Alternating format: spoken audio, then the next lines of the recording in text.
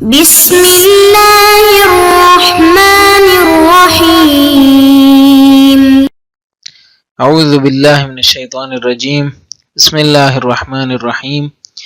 الحمد للہ رب العالمین وصلی اللہ علی سیدنا محمد وآلہ الطاہرین وصحبہ المنتجبین اللہم صلی علی محمد وآل محمد۔ معزز طلباء کرام السلام علیکم۔ شہید صدر کی کتاب کے حوالے سے خصوصیات کا تذکرہ جاری تھا۔ گزشتہ ویڈیو میں ہم نے عرض کیا کہ شہید صدر نے اپنی کتاب میں کون سے نکات کا خیال رکھا ہے۔ 4 نکات عرض ہو چکے ہیں، آج 5ویں کی طرف بڑھتے ہیں۔ 5واں نقطہ یا 5ویں خصوصیت جو شہید صدر نے اپنی اس کتاب میں لحاظ رکھی ہے اور اس کا خیال رکھا ہے وہ یہ ہے کہ سادہ مسائل سے آغاز کیا ہے اور پیچیدہ مسائل پر ختم کیا ہے۔ چونکہ طلاب کی ذہنیت ابتدا میں خالی ذہن ہوتے ہیں تو انہیں مسائل کی ابتدائیات بتانی ہوتی ہیں، لہٰذا ان مسائل کو شروع میں آغاز میں سادہ انداز میں بیان کیا، بعد میں ان کی پیچیدگیوں کا تذکرہ اگلے مراحل میں اور اگلے حلقات میں کیا۔ اور اسی طرح دوسری جو خصوصیت ہے وہ یہ ہے کہ مسائل کو عرضہ کرنے سے پہلے یعنی بیان کرنے سے پہلے اس کے مقدماتی تصورات کے متعلق ضروری آشنائی دی۔ یعنی کسی بھی مسئلے کو چھیڑنا ہے تو اس کے جو مقدماتی تصورات ہیں، اس کی مثالیں پہلے گزر چکی ہیں،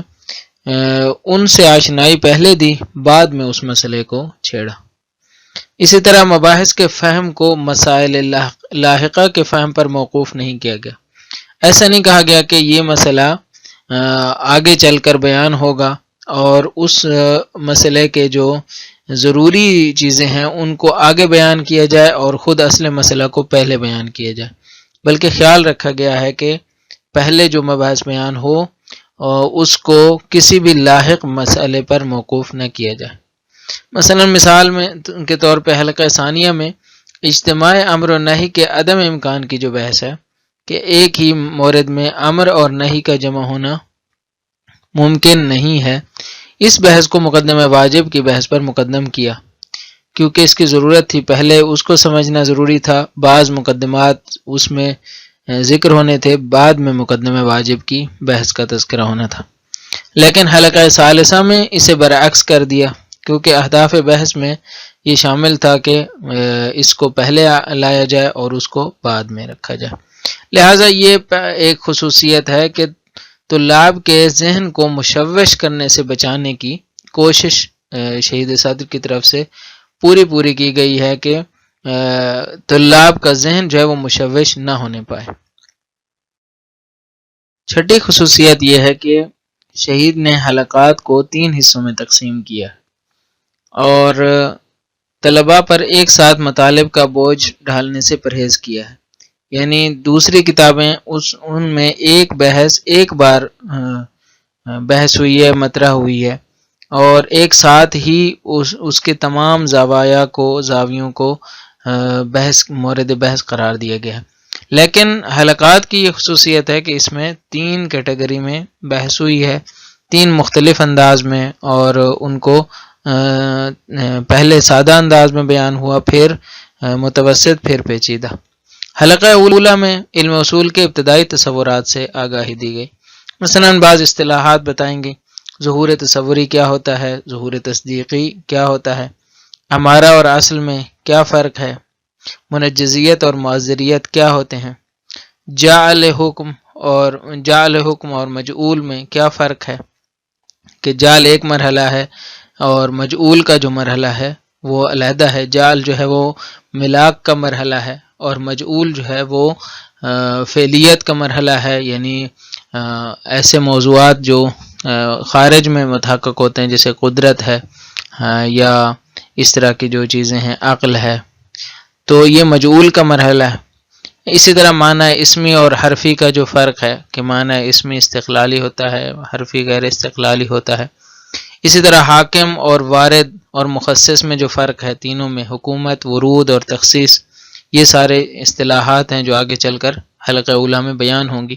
قرینہ متصلہ اور منفصلہ کا بیان، اطلاق اور عموم کا بیان اور ان میں فرق، یہ ساری اصطلاحات ہیں جن سے پہلے حلقے میں آشنائی ہوگی۔ اس کے بعد دوسرا حلقہ آئے گا تو اس میں استدلالی مباحث آئیں گی، تاہم اس کا جو استدلال ہے وہ متناسب ہے، یعنی طلباء کی جو ذہنیت ہے اور ذہنی سطح ہے اس کے حساب سے استدلال کیا گیا ہے۔ ان کے یوں استدلال نہیں ہوا کہ ان کے سروں سے اوپر چلا جائے یا وہ ان کو دقت پیش آئے۔ تیسرا حلقہ استدلال کی اعلیٰ سطح کا عکاس ہے، یعنی پھر اس میں جتنا بھی درس خارج کے طلاب کے لیے ضروری ہوتا ہے کہ فہم کیا جائے، تو تیسرے حلقے میں اس سطح کا استدلال ہے جس میں مباحث کو وسعت بھی دی گئی ہے، پیچیدگی بھی دی گئی ہے، تو شہید اسے استدلال کی اعلیٰ سطح قرار دیتے ہیں جو تیسرے حلقے میں ہے۔ تو یہ ہو گئی چھٹی خصوصیت۔ ساتویں خصوصیت یہ ہے کہ تمام حلقات میں تمام مباحث موجود ہیں، یعنی حلقہ اولیٰ میں جائیں گے تو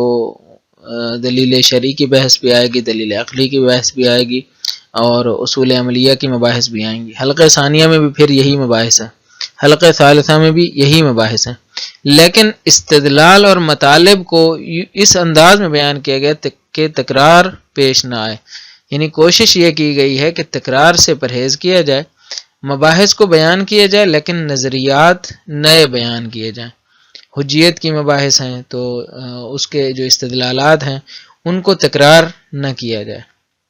مثلا مثال دے رہے ہیں کہ سیرت معصوم کے اس بات کے حوالے سے کہ کیسے ثابت ہوتی ہے ہمارے لیے، حلقہ ثانیہ میں 4 دلیلیں پیش کی گئی ہیں جس سے ثابت ہوتا ہے کہ یہ سیرہ معصوم ہے، لیکن پھر اس کو حلقہ ثالثہ میں بالکل بھی تکرار نہیں کیا گیا۔ اور اس میں جو اہم نقطہ ہے وہ یہ ہے کہ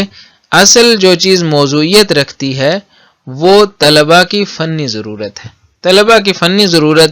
جس چیز کا تقاضا کرتی ہے اس تقاضے کے تحت دلائل اور مباحث کو منظم کیا گیا، یعنی دلیلیں بھی اتنی دی گئی ہیں جتنی طلباء کی ضرورت ہے، مباحث کو بھی اسی انداز میں تنظیم کیا گیا ہے کہ جس انداز میں طلباء کی ضرورت ہے۔ 8ویں خصوصیت یہ ہے کہ عبارات میں اہم تبدیلی اور جدت نہیں لائی گئی، یعنی عبارات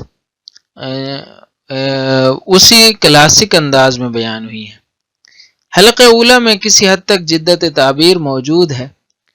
لیکن حلقہ ثانیہ اور ثالثہ میں کلاسک جو قدیم الایام سے حوزوی عبارات رائج ہیں، وہی اصطلاحات، وہی عبارات جو پرانے انداز میں بیان ہو رہی ہیں، انہی کو اس میں تکرار کیا گیا ہے۔ نئی عبارات لانے کی، نئی اصطلاحات میں بات کرنے کی کوشش نہیں کی گئی، جدید عربی میں بات کرنے کی کوشش نہیں کی گئی۔ جدید عربی کی اہمیت اپنی جگہ موجود ہے، ایسا نہیں کہ جدید عربی اہم نہیں ہے یا شہید صدر اسے اہم نہیں سمجھتے، نہ، جدید عربی کی اہمیت سے واقف بھی ہیں اور اس کا تذکرہ بھی کرتے ہیں، لیکن کلاسک اور جو قدیم عربی ہے اس کے استعمال کی شہید یہاں پہ 2 وجوہات بیان کرتے ہیں۔ پہلی وجہ یہ ہے کہ اصولی متون سے طلباء کا جو رشتہ افکار ہے وہ قطع نہ ہو، کیونکہ اگر آپ جدید زبان میں بات کریں گے تو آپ کو پرانی جو کتابیں ہیں ان کے متون سمجھ میں نہیں آئیں گے، لہٰذا شہید یہ نہیں چاہتے کہ طلاب جو حلقات پڑھیں ان کو گزشتہ متون کی خبر نہ ہو، گزشتہ متون کے ساتھ وہ رابطہ برقرار نہ کر پائیں اور ان سے فائدہ نہ اٹھا سکیں۔ تو ایک وجہ جو کلاسک عربی کی انتخاب کی ہے وہ یہ ہے کہ اصولی متون جو پرانے ہیں، عدہ شیخ طوسی سے لے کے اور وہاں سے معالم اور پھر معالم سے قوانین اور پھر رسائل بہبہانی اور پھر رسائل شیخ انصاری اور یہ ساری جتنے بھی ہیں، اور اس سے قبل مثلا محقق حلی کے معارج اور یہ ساری کتابیں، تو یہ اصولی متون ہیں جن سے رشتہ افکار قطع نہ ہو، یہ شہید کی خواہش ہے۔ اور اسی طرح دوسری جو وجہ بیان فرماتے ہیں کہ میں نے کلاسک عربی میں جو رائج حوزے میں عبارات ہیں اس میں لکھی ہے، وہ یہ ہے کہ جو غیر عرب طلاب ہیں، جو فارسی زبان ہے، اردو زبان طلاب ہیں، ان کی جو مجبوریاں ہیں ان کے پیش نظر، کیونکہ یہ ان کا قدیم عربی سے تو رابطہ ہے، کیونکہ یہ صرف و نحو پڑھتے ہیں، باقی عبارات پڑھتے ہیں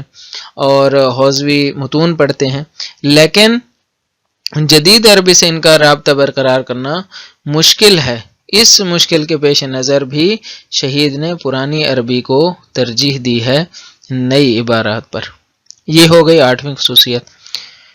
2 رہ گئی ہیں۔ 9ویں خصوصیت یہ ہے کہ آسان فہم، متن آسان فہم ہے لیکن استاد کی ضرورت ہے، یعنی ایسا نہیں ہے کہ اس کتاب کو خود طلبہ بیٹھ کے پڑھ لیں۔ اس کی وجہ جو بیان فرماتے ہیں وہ یہ ہے کہ متن علمی ہے، متن علمی ہے،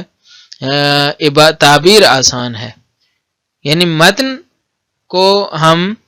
علمیت سے خارج نہیں کر پاتے، متن آموزشی ہے، علمی ہے، لہٰذا استاد کی ضرورت ہے۔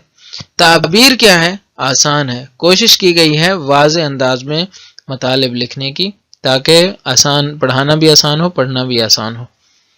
موجودہ جو رائج اصولی کتب ہیں اس میں اور اس کتاب میں فرق یہیں پہ ہے کہ وہاں پہ متن اور تعبیر دونوں پیچیدہ ہیں، متن بھی پیچیدہ ہے اور اس کے یعنی جو مضمون ہے علمی ہے، وہ علمی ہونے کی وجہ سے پیچیدہ ہے، اور اس کے لیے جو عبارات ہیں وہ بھی پیچیدہ ہیں، کیونکہ وہ عبارات میں ایجاز ہے، مغلق ہیں، لیکن یہاں پہ عبارات سادہ ہیں، آسان ہیں، لیکن مضمون علمی ہے۔ متن جب علمی ہے تو اس کو پڑھانے کے لیے استاد کی ضرورت ہے۔ اور 10ویں خصوصیت یہ ہے کہ یہ کتاب علم اصول کی عمومی ثقافت کی عکاس ہے۔ پہلے بھی شہید اس کا تذکرہ کر چکے ہیں کہ یہ کتاب مصنف کے نظریات کی عکاس نہیں ہے، مصنف کے نظریات کی یہاں پہ عکاسی نہیں کی گئی، بلکہ علم اصول کے جو اہم نظریات ہیں، عمومی جو ثقافت ہے، جو عمومی چیزیں چل رہی ہیں، مشہور نظریات ہیں، ان کو لایا گیا ہے، کیونکہ یہ نصابی کتاب ہے۔ تو نصابی کتاب میں یہ ہوتا ہے کہ عمومی جو مسائل چل رہے ہیں، جو مباحث اور نظریات مطرح ہیں، پیش ہو رہے ہیں، ان کو پیش کیا جائے تاکہ طلاب درس خارج میں ان نظریات سے وہ نظریات ان کے لیے نئے نہ ہوں، جب ان کو بیان کیا جائے، ان کے اوپر نقد کیا جائے تو طلاب اس سے آشنا ہوں، لہٰذا عمومی ثقافت کی عکاس ہے، مصنف کے اصل نظریات کی عکاس نہیں ہے۔ لہٰذا مصنف فرماتے ہیں کہ اگر میری نظریات سے آگاہی حاصل کرنی ہے تو بحوث فی علم الاصول، جو کہ آپ کے درس خارج کی کتاب ہے اور آپ کے شاگرد شاہرودی نے اسے مرتب کیا ہے، تقریرات جسے کہا جاتا ہے کہ استاد درس دیتے ہیں درس خارج اور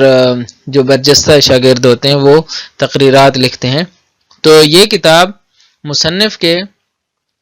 نظریات کی عکاس ہے، اور اس میں شہید فرماتے ہیں، شہید صادر، کہ میرے اگر نظریات سے آگاہی حاصل کرنی ہے تو اس کتاب کی طرف مراجعہ کیا جائے۔